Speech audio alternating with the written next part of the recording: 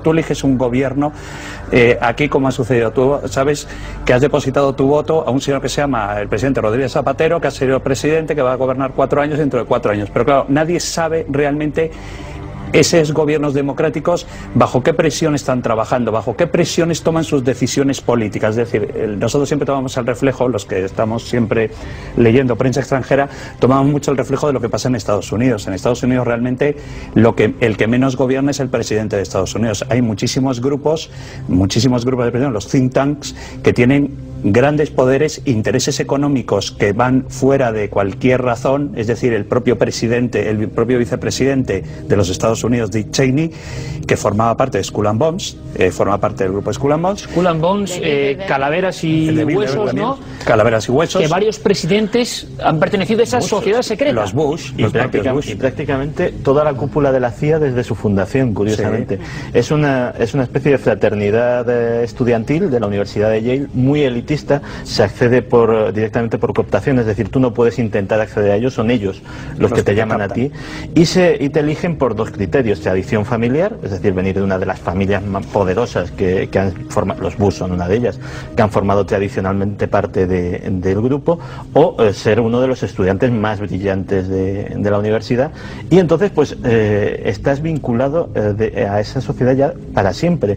Cuando no puedes desligarte, es como una cosa de hecho el compromiso va a tal nivel que los miembros antiguos, los que ya están colocados en buenos cargos, los que ya tienen florecientes empresas, los que son políticos de relumbrón, son los que financian y de alguna manera tutelan a los miembros más jóvenes que están todavía en la universidad, de forma que les van allanando su camino político, su camino empresarial, su camino intelectual, en el caso de los que se dedican a la enseñanza o a las artes, para que el grupo siga manteniendo esa cota de poder y siga cumpliendo esos fines que nadie sabe quiénes son, que eso es lo peligroso que decía Eric. Robert, una cosa, los Illuminati como Illuminati, que nos suena todo muy romántico, hemos visto nuestra recreación, un aspecto claro de la época, ¿siguen teniendo presencia hoy en día? ¿O estos nuevos grupos de gente poderosa que libremente se reúne los ha sustituido? ¿O siguen teniendo una presencia real? Bueno, no lo sé si tiene una presencia real. Pero es muy importante la importancia de Skull and Bones, porque Skull and Bones fue fundado en 1832, 2 años después de la muerte de Weishaupt. Y, del fundador de los Illuminati, que pueden ser un poco hijos ideológicos. Entonces Skull and Bones existe hoy en día. Santiago antes decía de que la familia Bush, pero lo que es más curioso aún es de que en las últimas elecciones de 2004, John Kerry, demócrata, también era de Skull and Bones. Incluso se dijo alguna vez, Robert, si no me equivoco, que gane quien gane, Skull and Bones seguirá gobernando, ¿no? Sí, exactamente, y eso es una cosa de los think tanks, de que mucha gente quiere pensar de que los think tanks no tienen nada que ver con las sociedades estilo Illuminati, pero en su núcleo de poder todos son de Skull and Bones. Entonces Cheney y Wolfowitz son de Skull and Bones, y ellos son los cerebros del proyecto del nuevo siglo americano, lo que actualmente está haciendo política del futuro. O sea, que estamos viendo, Robert, estamos exponiendo, cuidado, que hay grupos mucho más poderosos que cualquier grupo político o cualquier grupo, sino esa élites, de pensadores. Se ha escrito mucho, hasta qué punto se ha exagerado. Bueno, a Dan Brown le debemos, con Ángeles y Demonios, vamos a decir que el oxígeno popular, ¿no?, que se le ha dado con un bestseller mundial, claro, al asunto de los Illuminati, porque llegaban a, vamos a decirlo así, modificar o generar en algunas ciudades importantes, o a dejar su sello, como lo hacían en el dólar, ¿no? Yo no sé si también es una exageración o no, Santiago, o hay que ser muy especial para ver todo eso, o eso se cumple realmente y significa algo, lo que tienes ahí. Pues mira, aquí tenemos un plano de lo que sería el centro de Washington, de la zona de la Casa Blanca, de la colina del Capitolio, etcétera, etcétera. Pues, como vemos, las principales calles de esta zona forman un triángulo que sería una semblanza de esa pirámide, pero dentro pues vemos una estrella de 6 puntas, una estrella de 5 puntas invertida. Sus vértices coinciden pues con sitios muy fundamentales, como puede ser el monumento a Washington, la propia Casa Blanca, el Capitolio, el obelisco, ¿no? Exactamente. El obelisco. Con lo cual tenemos algo que, vaya, parece que está premeditado. Pero si alguien tiene alguna duda, porque esto a fin de cuentas son líneas, ese búho del que hablábamos antes también está dibujado a la perfección, y esto es mucho más difícil de que sea casual, evidentemente, en el plano de Washington.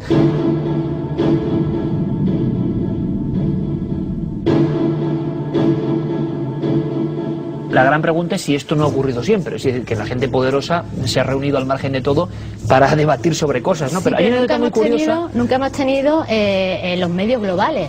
Con la televisión, con internet, hoy se llega a todas partes y se puede manipular a la gente con una facilidad increíble. Además, no sé que Cristina es la especialista realmente del Club Bilderberg, y yo creo que la primera imagen que se conoce cuando todos descubrimos lo que es el Club Bilderberg fue en aquella famosa reunión, creo que fue en Suiza, en Lausanne o en un lugar de estos, que hubo una foto en un jardín paseando con Condoleezza Rice, con otro grupo cuando era consejera de Seguridad Nacional, todavía no era secretaria de Estado, con otro grupo de personas, donde había incluso españoles, y ahí fue cuando apareció la primera palabra Bilderberg, y que todos empezamos a decir, caray, ¿y esto? Y entonces ya empezaron a decir, no, es que se reúne, es un grupo para tomar ideas y confluir ideas. Se reúnen durante 3 días, ¿no? Durante 3 días, y en tu libro, Cristina, que yo creo que hay cosas muy interesantes, como de todos nuestros compañeros, hablas, por ejemplo, en fin, no vamos a dar algunos nombres menos de quien ha hablado de motu propio, yo creo, diciendo que ha asistido a esas reuniones, quizá no como miembro, pero viéndolo. Hay signos políticos de todo tipo, hay personas de todas las nacionalidades, pero por ejemplo hay una anécdota muy curiosa, que es tu entrevista con la presidenta de la Comunidad de Madrid, Esperanza Aguirre, donde ella te confiesa que ha estado en una de estas reuniones y qué es lo que vio, porque es curiosísimo, ¿no? Y que le encantó, exactamente. Primero me quedé muy sorprendida de que me hablase abiertamente de Bilderberg, que le encantó, que había sido invitada en 3 o 4 ocasiones, que no está permitido llevar escolta, pero sí palos de golf, porque por lo visto es uno de sus rituales, jugar al golf, llegar en limusina, siempre se reúnen en un hotel a las afueras de la ciudad, y que me dijo que hablaban dentro, algo que no lo había investigado, que no lo había visto en ninguna parte, me dio una primicia periodística.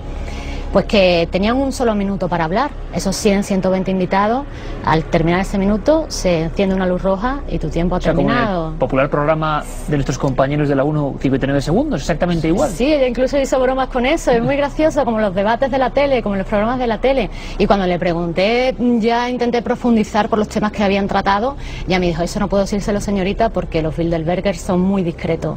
Eso me llamó la atención porque la masonería utiliza esa terminología. No somos secretos, somos discretos. Entonces, yo sí que he visto algunas coincidencias con la masonería y con los Illuminati, pero yo no he investigado en ese sentido, sino me he centrado más bien. Hay una cosa interesante de que en las comisiones centrales del club o grupo Bilderberg hay 39 miembros, entonces dividido en 3 comisiones, y hay que recordar que el número 13, 3 por 13 es 39, es un número Illuminati. ¿Por qué? Porque en sus rituales de iniciación hay 13 rituales de iniciación.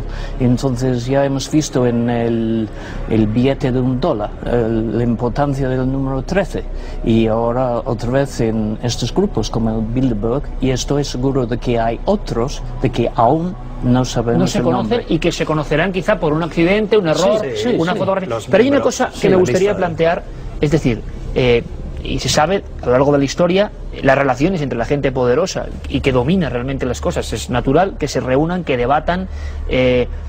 Esto para los investigadores, ¿por qué hay una especie de ambiente de que es peligroso? ¿Por qué? Yo creo que es decir, tú mismo lo acabas de decir, es decir, cuando se reúne un grupo de la Comisión Trilateral se reunía abiertamente, incluso se reunieron un año, me recuerdo, en el año 84, año 85 creo recordar, se reunieron aquí en el Paseo de la Castellana, en el Palacio de Congresos, donde estaba Rockefeller, que era uno de los organizadores, que ahora curiosamente también forma parte de los Bilderberg y de la comisión. Es su fundador, el fundador, el señor Rockefeller, y además es quien convoca principalmente, quien llama a los nuevos miembros, el señor Rockefeller.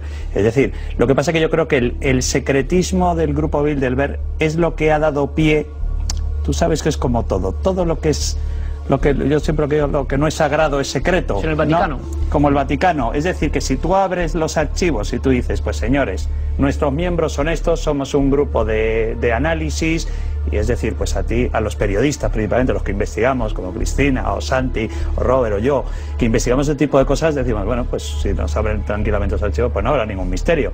El problema es cuando se reúnen secretamente y descubres una fotografía, que fue una de las fotografías que a mí me llamó la atención, de ver a John Major y a Kissinger caminando como una especie, con un caminito de arena por una playa, los dos como hablando. Entonces dices, caray, no se había mantenido ninguna reunión el señor John Major con el señor Kissinger. ¿Qué hacen hablando juntos? Hay una cosa que es muy llamativa y que lo reconoce el propio grupo Bilderberg, que es por qué esa discreción o por qué ese secreto, si lo queremos llamar así, en los contenidos de lo que se habla allí. Y ellos, o sea, no es algo que esté especulando, es la explicación oficial, es para asegurar la libertad de que puedan hablar los que van a esas reuniones y decir cosas que no dirían nunca si hubiera unos micrófonos delante.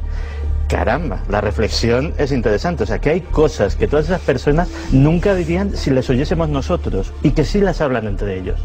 Eso ya de por sí es para poner los pelos un poquito como escarpias. La prensa está dentro, vamos, los dueños de los medios de comunicación. Y luego exactamente lo que dice Cristina, que es que los dueños, los magnates, los grandes magnates de la prensa, los que manejan la prensa en el mundo, los que hacen las películas, los dueños, por ejemplo, Rupert Murdoch. Rupert Murdoch forma parte del grupo Bilderberg y estamos hablando de un señor que es dueño de no sé cuántos miles de periódicos, es el dueño de la Fox, del grupo Fox, y forma parte del Bilderberg, pero además abiertamente. O sea que hay una idea general, por lo que me estáis contando, idea general de dar una ideología global al mundo, que es la que estamos sufriendo, viviendo exactamente ahora, una serie de valores, una serie de comportamiento ante las cosas general a través de los medios y del poder financiero, por unas poquísimas personas.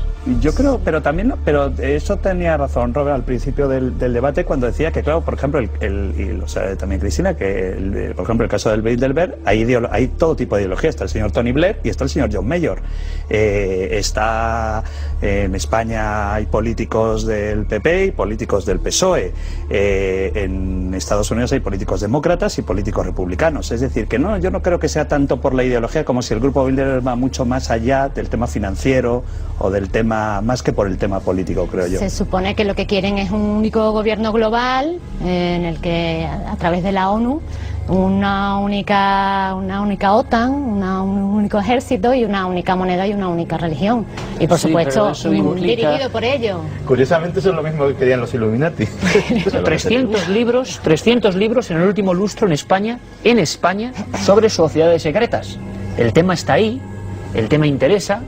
Se pueden sacar conclusiones, que cada uno saque la suya. Hay una serie de grupos que han nacido a raíz sobre todo de los Illuminati o han absorbido parte de sus creencias que dominan realmente el mundo, donde se junta gente muy poderosa que en el fondo determina lo que hacemos sin ser conscientes de que lo hacemos. Ahí dejamos la pregunta y seguro que seguiremos hablando. Espero que no nos ocurra nada, porque después sí que sería de novela realmente. Ya veremos lo que ocurre. Aquí lo hemos contado.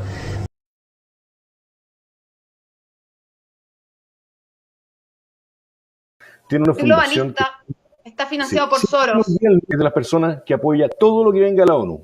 Aborto libre. Todo tipo de movimientos de apoyo a los movimientos LGTB, etcétera, ¿cierto? Pero con promoción e instalación, de políticas de Estado. Inmigración descontrolada. Rompimiento absoluto de las fronteras. Eso es parte del plan de la ONU. En la claro, exacto. Está escrito. No deben existir países, no deben existir banderas. No, pues nada, naciones. No debe existir nada. Nada.